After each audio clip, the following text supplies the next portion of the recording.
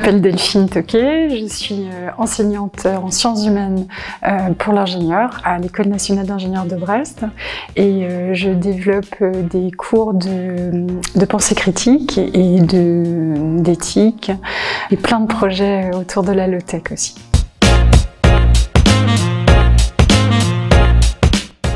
L'échange avec mon établissement consiste à venir s'imprégner un petit peu de la culture marocaine et de la culture qu'il y a à Polytechnique et en échange je dispense quelques heures de cours.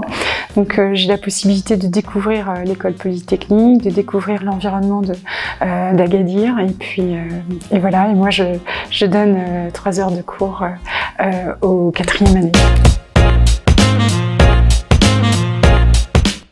J'ai présenté aux étudiants d'abord les grands enjeux du XXIe siècle parce que souvent on pense avoir compris ces enjeux mais on n'a pas bien compris ce dont il s'agissait et comme le rappelait Bergson, un problème bien posé est un problème déjà à moitié résolu et nous avons travaillé sur ces enjeux-là et ensuite regardé comment les ingénieurs pouvaient être responsables, comment s'inscrivait leur responsabilité dans ces actions et puis on a surtout vu que c'était pas quelque chose de culpabilisant, au contraire c'était quelque chose de stimulant, on pouvait trouver des solutions efficaces et on a regardé également dans certains groupes, si on a eu le temps, de comment les entreprises prenaient en charge cette responsabilité.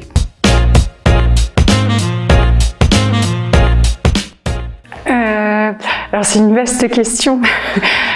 Plutôt concrètement, comment ça se traduit dans le quotidien d'ingénieur, c'est du techno-discernement, savoir se poser des questions sur l'utilité ou non de telle solution et de ses impacts. Il s'agit de questionner en permanence la technique et de voir ce dont elle a besoin, qu'est-ce qu'elle requiert, est-ce qu'elle est vraiment nécessaire, est-ce qu'elle est acceptée socialement, est-ce qu'il y a une désirabilité.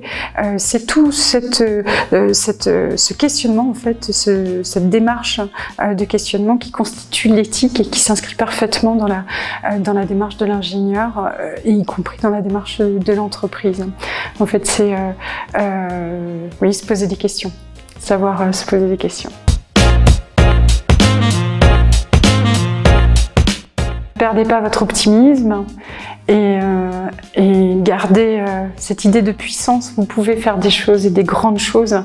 Et comme je l'ai déjà dit en cours, en reprenant Margaret Mead, c'est toujours comme ça que ça s'est passé. Ce sont des petits groupes de gens qui ont fait des grandes choses.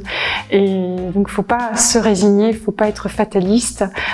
On a une marge de progression et on a une marge d'action qui n'est pas négligeable. Ne perdez pas espoir.